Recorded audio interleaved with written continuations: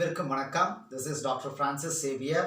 நாம் இந்தியன் பொலிட்டியோட 4வது கிளாஸ், இது வந்து பார்ட் 4, 4வது கிளாஸில் உங்களை சந்திக்கிறதுல ரொம்ப சந்தோஷம். இதுக்கு முன்னாடி நம்ம 3 பார்ட்டை வந்து பார்த்துக்கிட்டு இருந்தோம். அந்த 3 பார்ட்டில் எதை பற்றி பார்த்தோம்? இந்திய அரசியலமைப்பு உருவான அந்த வரலாறை பற்றி நம்ம பார்த்தோம்.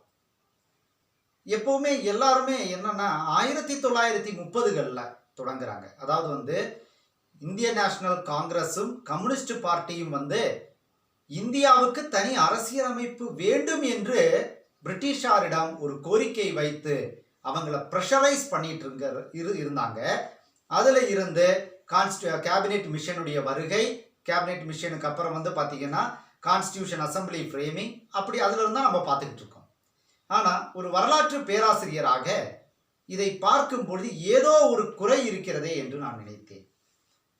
இந்த சட்டத்தின், இந்தியாவில் சட்டத்தின் அடிப்படை, இதோடைய ஆணிவேர் எங்க இருக்கு அப்படின்னு நம்ம திரும்பி பார்த்தோம்னா 1930களில் அல்ல. ஆங்கிலேயர்கள் நம்மை அடிமைப்படுத்தி இந்தியாவுக்கு எப்ப முதல்ல ஒரு கவர்னர் ஜெனரலா போட்டாங்களோ அன்னையில இருந்து நாம வந்து எதனால் ஆளப்பட்டு வருகின்றோம்? 1936 1950 ஜனவரி 26க்கு முன்பு நாம் எந்த சட்டத்தால் ஆளப்பட்டு வந்தோம்? ஒரு சட்டத்தால் தான் நாம் ஆளப்பட்டு வந்தோம். அது எந்த சட்டம் என்ற ஒரு கேள்வி நான் உங்கள் முன் வைக்கிறேன். அதற்கு விடைதான் நான் இப்ப தரப்போகிறேன். அதாவது நாம கொஞ்சம் பின்னாடி போய் பார்க்கணும். இந்தியாவில் முதலாக சட்டம் மூலமாக அந்த ஒரு இந்தியன் டெரிட்டரியை ரூல் பண்ணது முதல் சட்டம் மூலமாக எப்போ அப்படின்றத தான் நம்ம இங்க பார்க்க போறோம். இந்தியாவில் வந்து பிரிட்டிஷார்கள் வந்து 1773 1773 பல போட்டித் தேர்வுகளில் கேட்கக்கூடியது. முதல் கவர்னரா பெங்காலைத்தான் அவங்க வந்து கேபிட்டலா வச்சுட்டு இருந்தாங்க. முதல்ல பெங்கால் தான், கல்கட்டா தான் ஒரு கேபிட்டல் மாதிரி அவங்களுக்கு இருந்துருச்சு. பிரிட்டிஷ் இந்தியாவுடைய கேபிட்டல், நம்ம இந்தியான்னு சொல்லக்கூடாது, பிரிட்டிஷ் இந்தியான்னு தான் சொல்லணும். அப்போ பிரிட்டிஷ் இந்தியாவுடைய கேபிட்டல் வந்து எது? பெங்கால். இப்போ வந்து இதோடைய விரிவான வரலாறுலாம் நான் வந்து ஹிஸ்டரி கிளாஸ் எடுப்பேன் உங்களுக்கு, அதில் பார்த்துக்கலாம். இருந்தாலும் இது இந்தியன் பொலிட்டி தொடர்பான விஷயங்களை மட்டும்தான் நம்ம இந்த வகுப்பில் வந்து பார்க்க போகிறோம். பெங்காலை தலைமையிடமாக கொண்டிருந்தார்கள். முதல் கவர்னர் தான் சொல்லணும். அப்போ கவர்னர் ஜெனரல் கிடையாது. கவர்னர் என்று அழைக்கப்பட்ட பெங்காலுடைய கவர்னராக இந்தியாவை பார்த்துக்கிறதுக்காக மொத்தமாக ஒரு கவர்னரை போட்டாங்க. அந்த கவர்னர் பேர் தான் வாரன் ஹாஸ்டிங்ஸ். அப்போ அவங்க முடிவு பண்ணாங்க, சட்டங்கள் மூலமாகத்தான், சட்டம் என்றால் தான் எல்லாரும் பயப்படுவாங்க, இந்த மண்ணை ஆள்வதற்கு ஒரு சட்டம் வேண்டும், இந்த மக்களை எல்லாம் கண்ட்ரோல்ல வச்சுக்கிறதுக்கு ஒரு சட்டம் வேண்டும். அதுக்காக சட்டம் இயற்ற முடிவு செய்தார்கள். முதல் சட்டம், பிரிட்டிஷ் இந்தியாவுடைய முதல் ரெகுலேட்டிங் ஆக்ட், ரெகுலேட் பண்றதுக்கு, அந்த வார்த்தையை பாருங்க, ரெகுலேட் பண்றதுக்காக இந்தியன் டெரிட்டரிஸையும் இந்தியன் பீப்புளையும் ரெகுலேட் பண்றதுக்கு ஒரு ஆக்ட், அந்த ஆக்டோட பேரு ரெகுலேட்டிங் ஆக்ட் 1773. இதுதான் பிரிட்டிஷார் இந்தியாவில் அறிமுகப்படுத்திய முதல் சட்டம். இது வாரன் ஹாஸ்டிங்ஸோட பீரியட்ல. இப்போ ஒவ்வொரு சட்டத்திட்டங்களை பற்றி 1947 வரைக்கும் நம்ம பார்க்க போறோம். அதுல முக்கியத்துவத்தையும் அதோடைய மிக முக்கியமான அம்சங்களை பற்றி பார்க்க போறோம். சட்டம் தொடர்பானது அந்த ஒவ்வொரு வாரன் ஹாஸ்டிங்ஸ் போல இருக்க ஒவ்வொரு கவர்னர் ஜெனரல் கீழே நடந்த சம்பவங்கள், முக்கியமான சம்பவங்கள், அதெல்லாம் நம்ம வந்து ஹிஸ்டரி கிளாஸ்ல தான் நம்ம பார்க்க போறோம்.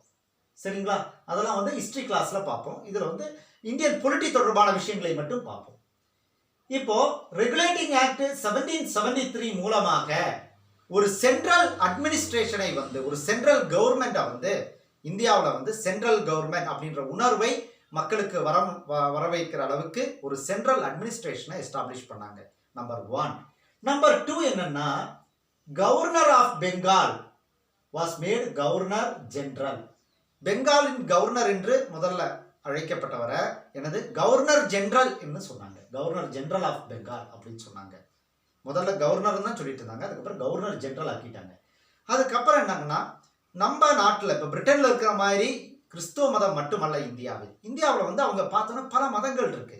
அப்ப இந்த மதங்களுக்கெல்லாம் ஒவ்வொரு மதத்திற்கும் ஒவ்வொரு கோட்பாடு. எடுத்துக்காட்டாக இந்தியாவில் வந்து பாத்தீங்கன்னா கிறிஸ்துவ மதத்துல வந்து உலக அளவில் கிறிஸ்துவ மதத்தில் வந்து டிவோர்ஸ் கிடையாது, செப்பரேஷன் தான் சொல்லுவாங்க. பிரிந்து இருப்பது, டிவோர்ஸ் என்பது நிரந்தரமாக பிரிவது, அந்த நிரந்தர பிரிவு என்பது கிடையாது. ஆனால் முஸ்லீம் சமுதாயத்தில் அது இருக்கு. ஹிந்துஸ்லையும் வந்து பார்த்தீங்கன்னா கோர்ட்டில் போய் நம்ம டிவோர்ஸ் வாங்கிக்கலாம்.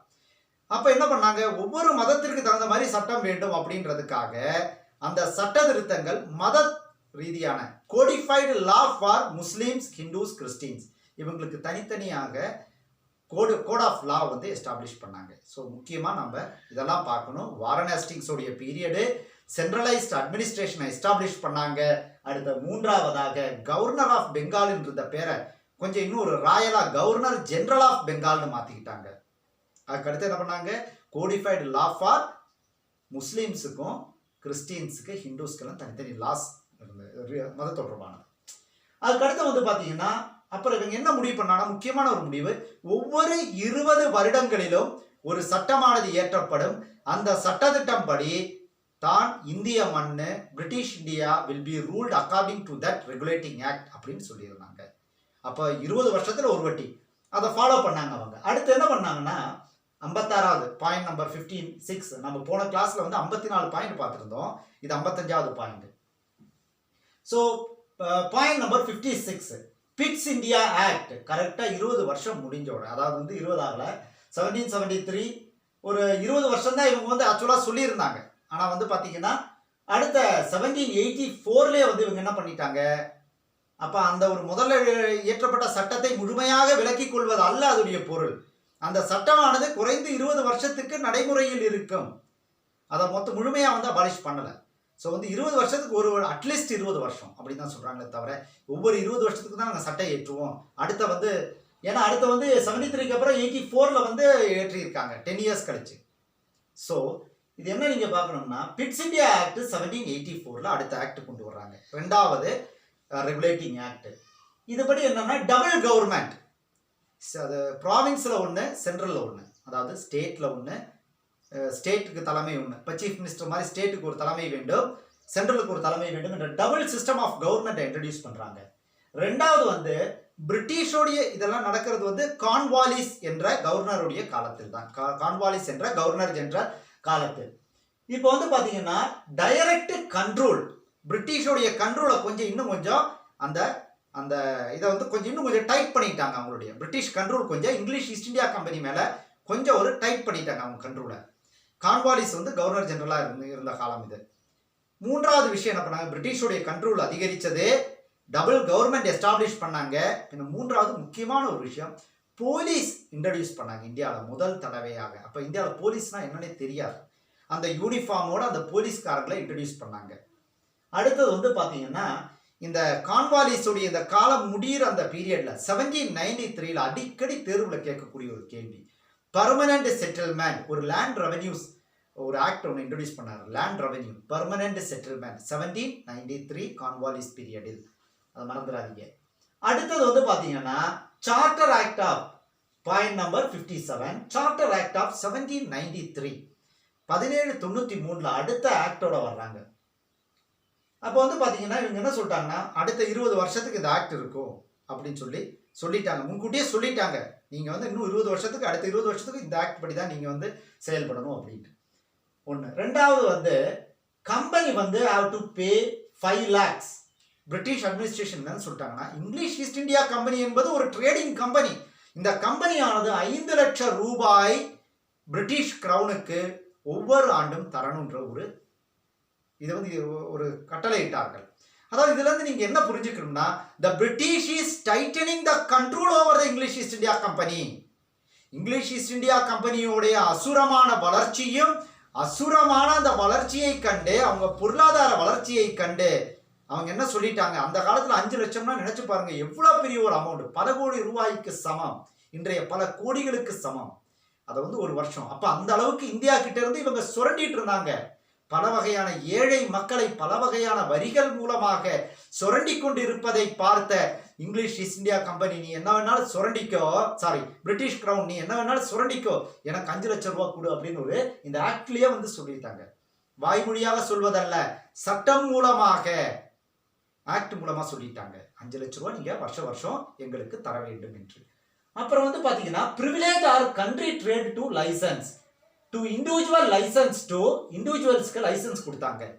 இங்கிலீஷ் ஈஸ்ட் இந்தியா கம்பெனி வேற ஒரு விஷயத்தை செய்தது என்னன்னு நீங்க பாத்தீங்கன்னா, பிரிட்டிஷ் அட்மினிஸ்ட்ரேஷன் என்ன பண்ணிட்டாங்கன்னா, இந்த லைசன்ஸை தனிநபர்களுக்கும் கொடுக்கலாமே. இப்ப இருக்கிற அம்பானி அதானி மாதிரி அந்த மாதிரி ஆட்களை மாதிரி தனியா இருக்கிறவன் ஒரு கம்பெனியாக, ஈஸ்ட் இந்தியா கம்பெனி என்பது மிகப்பெரிய ஒரு கம்பெனி, அது இல்லாம தனிநபர்களுக்கு கூட லைசன்ஸ் கொடுத்துருவோம். ஏன்னா வருமானம் கொழிக்கக்கூடிய ஒரு இடமாக இந்தியா இருந்தது.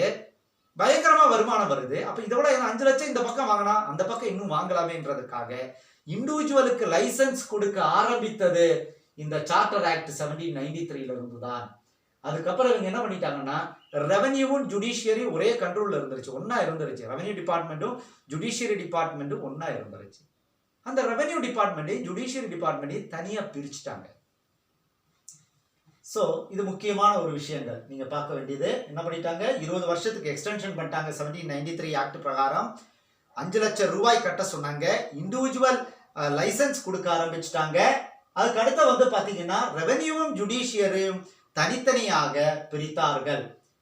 அடுத்த பாயிண்ட பார்ப்போம். 58வது பாயிண்ட் என்னன்னு பாத்தீங்கன்னா, சார்ட்டர் ஆக்ட் ஆஃப் 1813. இது ஒரு மிக முக்கியமானது.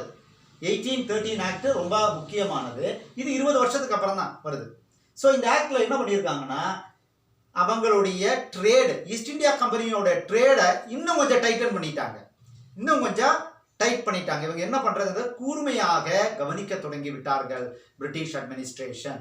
அப்ப இதுல ஒரு முக்கியமான ஒரு விஷயம் என்னன்னா, இந்த சட்டத்திற்கெல்லாம், இவங்கள் இயற்றக்கூடிய சட்டத்திற்கு ஒரு முழு பவர், ஒரு கான்ஸ்டிடியூஷனல் ஸ்டேட்டஸை கொடுத்தாங்க.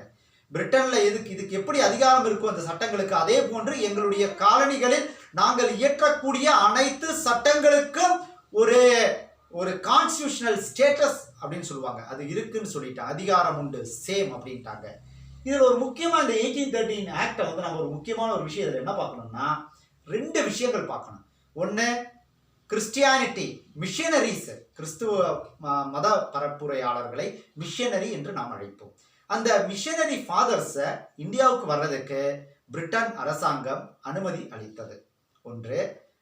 இன்னொரு விஷயம் என்ன அப்படின்னு பாத்தீங்கன்னா, எஜுகேஷனுக்காக, மக்களின் கல்வி தரத்தை உயர்த்துவதற்காக, கல்விக்காக முதல் முறையாக பிரிட்டிஷ் கையில இருந்து ₹1 போடுறாங்கன்னா இதான் முதல் தடவை. இந்த ஆக்ட்லயே சொல்லிட்டாங்க, 1 லட்சம் ரூபாய் இந்தியாவிற்காக, இந்தியாவின் கல்விக்காக முதல் முறையாக ஒதுக்கப்பட்டது எந்த ஆக்ட்ல அப்படின்னு சொல்லி டிஎன்பிசிலே கேட்டிருக்காங்க இதுக்கு முன்னாடி. அது 1813 ஆக்ட். சரி, இப்போ நீங்க இதில் பார்த்தது என்னன்னு பாத்தீங்கன்னா, trade monopoly was checked, 1 lakh for education and missionaries and constitutional status for charter act of 1813. 4 point. இப்போ ஒவ்வொரு ஆக்டுகளையும் நான் 4 பாயிண்ட் சொல்லிட்டு வரேன், கவனிச்சுக்கோங்க. அடுத்து சார்ட்டர் ஆக்ட் 1833. பாருங்க, 20 வருஷத்துக்கு அப்புறம் அடுத்த ஆக்ட் வருது 1833. இந்த ஆக்டை ஒரு யூபிஎஸ்சியில பாத்தீங்கன்னா ஒரு முறை கேட்டிருந்தாங்க. அதாவது செயின்ட் ஹெலனா ஆக்ட் அப்படின்னாங்க. அப்படி செயின்ட் எலினா ஆக்ட்னா நிறைய பேருக்கு தெரியாது. செயின்ட் ஹெலனா ஆக்ட், இதோடைய பின்னணி ஹிஸ்டரி எல்லாம் நம்ம ஹிஸ்டரி கிளாஸ்ல பார்ப்போம். செயின்ட் எலினா ஆக்ட் அப்படின்னு பாத்தீங்கன்னா அந்த ஆக்ட் தான் 1833. 1833 ஆக்ட் இன்னொரு பெயரில் அறியப்படுவது செயின்ட் எலினா ஆக்ட் அப்படின்னு சொல்லுவாங்க. HELENA Helena act. சரி, ஒன்று. ரெண்டாவது இதான் நீங்க முக்கியமா கவனிக்கணும். 1833 ஆக்ட்ல ரெண்டாவது விஷயம் என்ன கவனிக்கணும்னா, கவர்னர் ஜெனரல் ஆஃப் பெங்கால் என்று அழைக்கப்படுபவர் பிரிட்டிஷ் யோசிச்சு பார்த்தா. இந்த கவர்னர் ஜெனரலை பாத்தீங்கன்னா அந்த பெங்காலுக்கு மட்டும்தான கவர்னரா இருக்க முடியும். இப்படி சொன்னோம்னா இல்ல, இந்தியா என்ற ஒரு முழுமையான இந்த ஒரு டெரிட்டரிக்கே கவர்னர் ஜெனரல் ஆஃப் இந்தியா அப்படின்னு பேர் மாற்றம் பண்ணாங்க இந்த ஆக்ட் மூலமாக. அப்போ அந்த டைம்ல யார் நம்மளுடைய governor general? Lord William Bentinck. Lord William Bentinck தான் இப்பதான் இங்கிலீஷ் எஜுகேஷனை 1833 தான் முதல் முறையாக ஆங்கில கல்வியை அதிகாரபூர்வமாக பிரிட்டிஷார் இந்தியாவில் எஸ்டாப்ளிஷ் பண்றாங்க.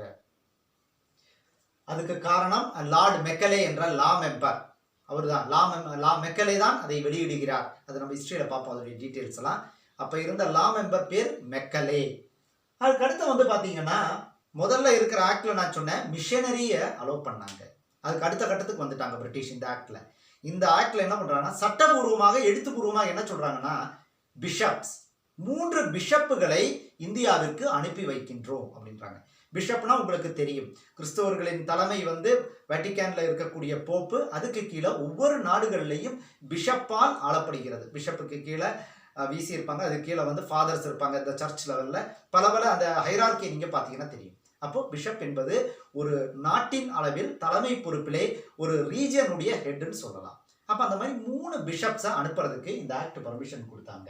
ஸோ 3 பிஷப்பை இந்தியாவுக்கு அனுப்பி வைக்கிறாங்க.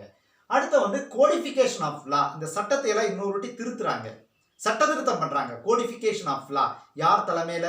லார்டு மெக்கலே உடைய தலைமையில. லார்டு மெக்கலே வந்து லா மெம்பர், அந்த கமிட்டியுடைய சேர்மன்.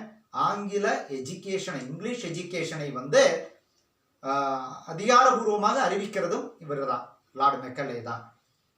அப்ப வந்து பாத்தீங்கன்னா அடுத்ததாக லெஜிஸ்லேட்டிவ் பவர். இப்ப என்னன்னா legislative power lost by Madras பிரசிடென்சியும் பாம்பே பிரசிடென்சியும். 3 பிரசிடென்சி இருந்துச்சு இந்தியாவில், பெங்கால், பாம்பே, மெட்ராஸ். இந்த 3 பிரசிடென்சில இத கவர்னர் ஜெனரலுடைய புடியை இன்னும் ஸ்ட்ராங் ஆக்கிட்டாங்க பெங்கால்ல. இந்த மெட்ராஸ் பிரசிடென்சியில் இருக்க கவர்னருக்கும் பாம்பே பிரசிடென்சியில் இருக்கிற கவர்னருடைய அதிகாரமும் லெஜிஸ்லேட்டிவ் பவரை வந்து குறைச்சிட்டாங்க. சரி, அதுக்கு அடுத்ததாக பாத்தீங்கன்னா இங்கிலீஷ் ஈஸ்ட் இந்தியா கம்பெனியை வந்து ஒரு ட்ரஸ்டி ஆக்கிட்டாங்க, ஒரு ட்ரஸ்டி மாதிரி பிரிட்டன் அரசாங்கத்துக்கு கீழே. அடுத்து வந்து பார்த்தீங்கன்னா இது ஒரு நல்ல விஷயம்னா இந்தியன்ஸுக்கு வந்து அட்மினிஸ்ட்ரேஷன்ல கொஞ்சம் ஷேர் கொடுக்கலாம் அப்படின்னு முடிவு பண்ணாங்க, அதை வந்து செஞ்சிருக்காங்க. அடுத்து வந்து பாத்தீங்கன்னா சிந்த், பஞ்சாப் என்ற 2 ப்ராவின்ஸை உருவாக்குனது 1833 ஆக்டின் படிதான். இப்போ இந்த ஆக்ட்ல நம்ம முக்கியமாக என்னென்ன பார்த்துருக்கோம்? 3, அதாவது வந்து பார்த்தீங்கன்னா இந்த ஆக்டோடைய பேர் சென்ட் ஹெலினா ஆக்ட். 2வது கவர்னர் ஜெனரல் ஆஃப் பெங்காலை வந்து கவர்னர் ஜெனரல் ஆஃப் இந்தியா என்று மாற்றினார்கள். பிஷப்பை அனுப்பி வச்சாங்க.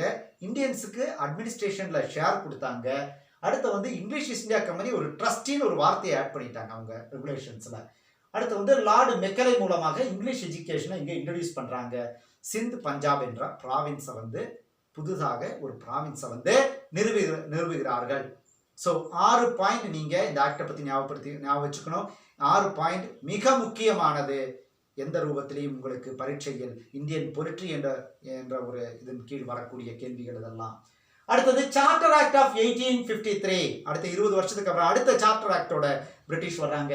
Point number 60. இப்ப என்ன சொல்லிட்டாங்கன்னா இந்த ஒரு ஆக்ட்ல கவனிக்க வேண்டியதுன்னா அடுத்த 20 வருஷத்தை பத்தி இந்த வாட்டி பேசவே இல்லை. No renewal of next 20 years. அடுத்த 20 வருஷத்தை பத்தி நாங்க பேசவே இல்லை. அடுத்து என்னன்னா லார்ட் டெலௌசியுடைய காலம் இது உங்களுக்கு தெரியும். ரயில்வேஸ் பல இதுவும் நம்ம ஹிஸ்டரியில கவனிப்போம். அதெல்லாம் பல ரிஃபார்ம்ஸை இன்ட்ரடியூஸ் பண்ண லார்ட் டெலௌசியுடைய காலம் இது.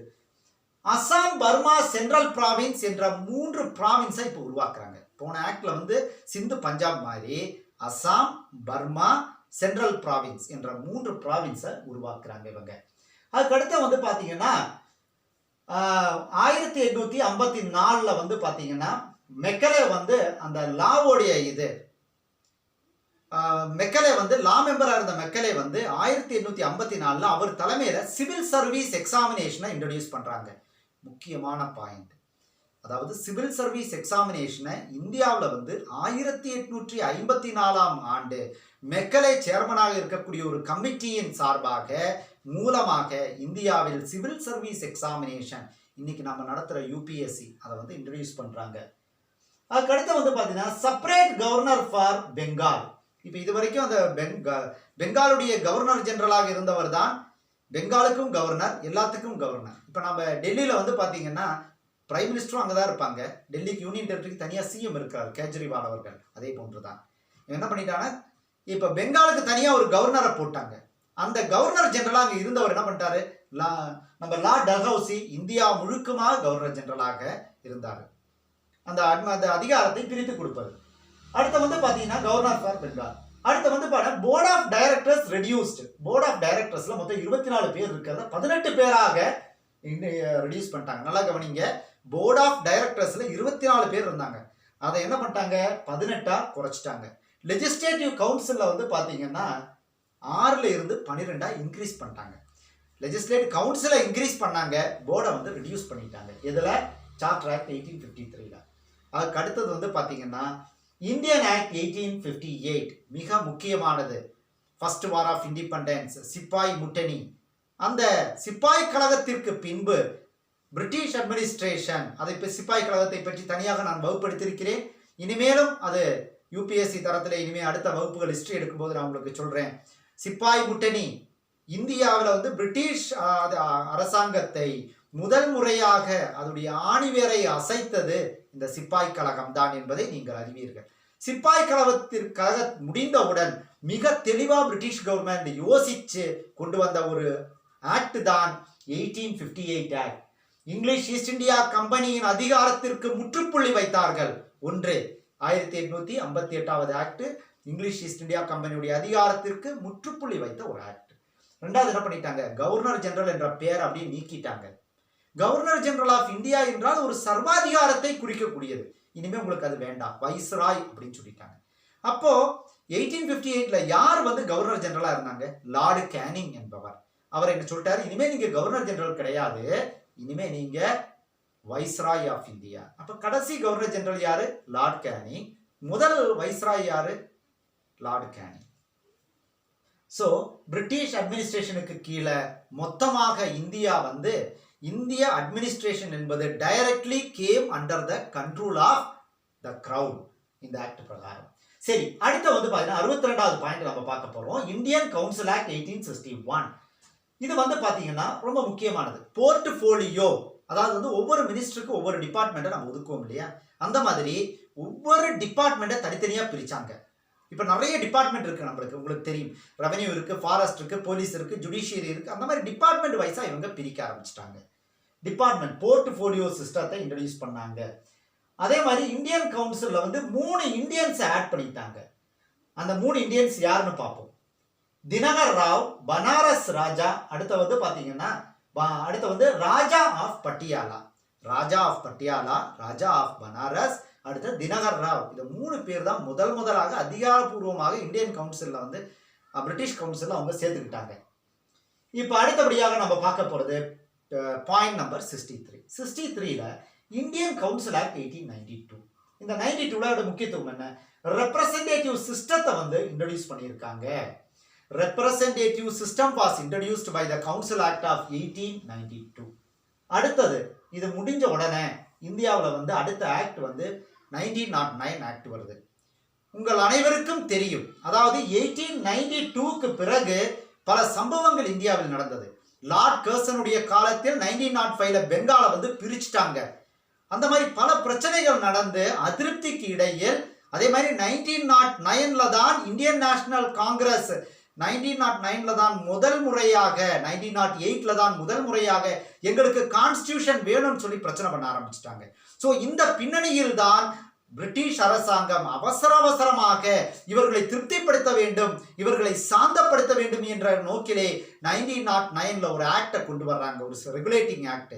அதை ஃபேமஸா எப்படி சொல்லுவாங்கன்னா மிண்டோ முர்லி ரிஃபார்ம் ஆக்ட் அப்படின்னு சொல்லுவாங்க. மிண்டோ என்பவர் வைஸ்ராய், இந்தியாவுடைய வைஸ்ராய். முரளி என்பவர் செக்ரட்டரி. அவங்களுடைய பேர்லயே இந்த ஆக்ட் அறியப்பட்டது. ஸோ இந்த ஆக்டோடைய முக்கியத்துவம் என்னன்னா பைகேமரல் லெஜிஸ்லேச்சரை அனௌன்ஸ் பண்றாங்க, இன்ட்ரோடியூஸ் பண்றாங்க. பைகேமரல்னா 2 ஹவுஸ், மேலவை கீழவை என்பவர் 2 ஹவுஸ் இன்ட்ரோடியூஸ் பண்றாங்க. ஹை கமிஷனர் இன் லண்டன், இந்தியாவிற்கு ஒரு ஹை கமிஷனர் அப்பாயின்ட் பண்றாங்க லண்டன்ல. அதுக்கு அடுத்து இதுதான் முக்கியமான இது. அதே மாதிரி செப்பரேட் எலக்டோரேட் மன்னிக்கவும், பைகேமரல் என்பதை நான் மாற்றி சொல்லிவிட்டேன், அது 1919 ஆக்ட். மன்னிக்கவும், 1909 படி செப்பரேட் எலக்டோரேட், மன்னிக்கவும் நான் மாற்றி சொல்லிட்டேன். 1909ல செப்பரேட் எலக்டோரேட்டை இன்ட்ரோடியூஸ் பண்றாங்க, நான் மாற்றி சொல்லிட்டேன்.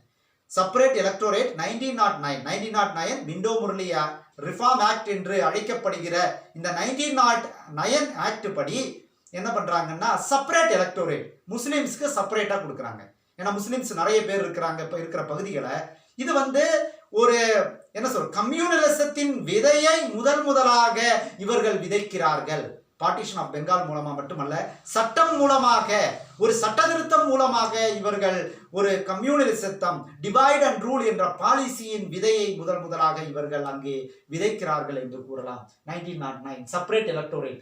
அப்புறம் எஸ்பி சின்ஹா என்ற ஒரு முதலாக ஒரு இந்தியன் என்ன பண்ணிட்டாங்கன்னா எக்ஸிக்யூட்டிவ் கவுன்சில்ல அவங்க அப்பாயின்ட் பண்றாங்க. அந்த அதிகார குழுவிலே முதலாக ஒரு அதிகாரம் உள்ள ஒரு இந்தியனை அதிகாரம் என்ற ஒரு நிலைக்கு உயர்த்தப்படுவது இவர் தான், எஸ்பி சின்ஹா தான் முதலாக. 65வது பாயிண்ட் வந்து 1919 ஆக்ட். கரெக்டா 10 வருஷம் கழிச்ச உடனே உங்களுக்கு தெரியும் 1914ல வந்து வேர்ல்டு வார் 1918 வரைக்கும். இந்த ஃபர்ஸ்ட் வேர்ல்டு வார்ல நீங்க வேர்ல்டு வார்க்கு சப்போர்ட் பண்ணுங்க, உங்களுக்கு அது தரேன் இது தரேன் எல்லாம் சொல்லி கடைசியில ஏமாற்றம் அடைந்து விரக்தியில் இருக்கக்கூடிய இந்தியர்களை சமாதானப்படுத்தும் வண்ணம் 1919 ஆக்ட் வந்தது. என்ன சொல்றாங்கன்னா பைகேமரல் லெஜிஸ்லேச்சர், அதாவது 2 ஹவுஸ், அதை வந்து 1919 ஆக்ட். அது இதை வந்து என்ன இந்த ஆக்டை ஃபேமஸா என்ன சொல்லுவாங்கன்னா Montagu Chelmsford reform act. Secretary பேர்லையும் கவர்னர் ஜெனரல் பேர் வைஸ்ராய் பேர்ல இருக்கக்கூடிய Montagu Chelmsford reform act. Reform என்றால் என்ன உங்களுக்கு தெரியும், இதுல ரிஃபார்ம் எல்லாம் எதுவும் கிடையாது பெருசா.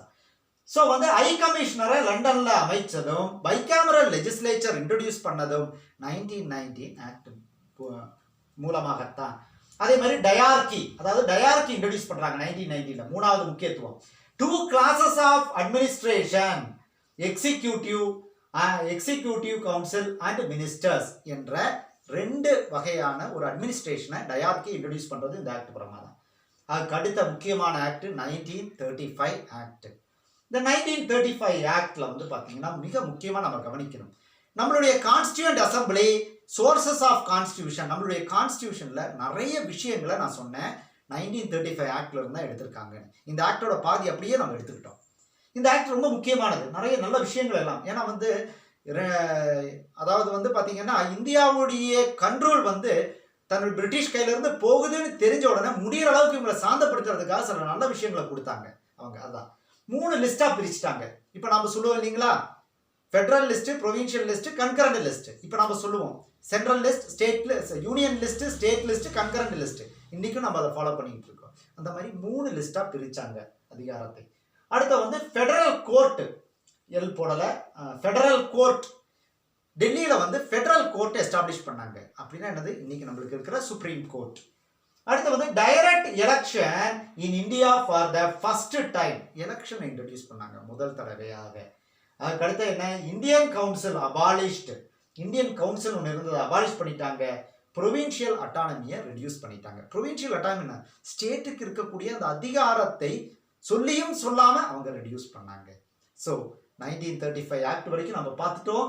இப்போ ரெகுலேட்டிங் ஆக்ட் ஆஃப் 1773, 1784, 1793, 1830, 1833, 1853, 1858, 1861, 1892, 1909, 1919, 1935.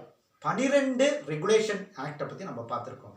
இந்த 12 ஆக்ட்லையும் நான் சொன்னது அனைத்தும் வந்து எழுத்துப்பூர்வமான லெஜிஸ்லேஷன் தொடர்பானது. ஸோ இதை பற்றியான கேள்விகள் அடிக்கடி நீங்கள் பார்த்துருப்பீங்க கொஸ்டின் பேப்பர்ஸில். அதனால் எந்த ஆக்ட் மூலமாக எது கொண்டு வந்தது அப்படின்னு சொல்லி நிறைய கேட்டிருக்காங்க. ஸோ இந்தியன் பொலிட்டிக்கு ப்ரிப்பேர் ஆகிறவங்க தயவு செய்து இந்த ஆக்ட் எல்லாம், இதில் இருக்கிற பாயிண்ட்ஸ் எல்லாம் தயவு செய்து 1 முறைக்கு 2 முறை இந்த வகுப்பை கவனியுங்கள். நிச்சயமாக வெற்றி பெறுவீர்கள். அடுத்த வகுப்பில் உங்களை சந்திக்கும் வரை உங்களிடமிருந்து விடைபெறுகிறேன். நன்றி, வணக்கம்.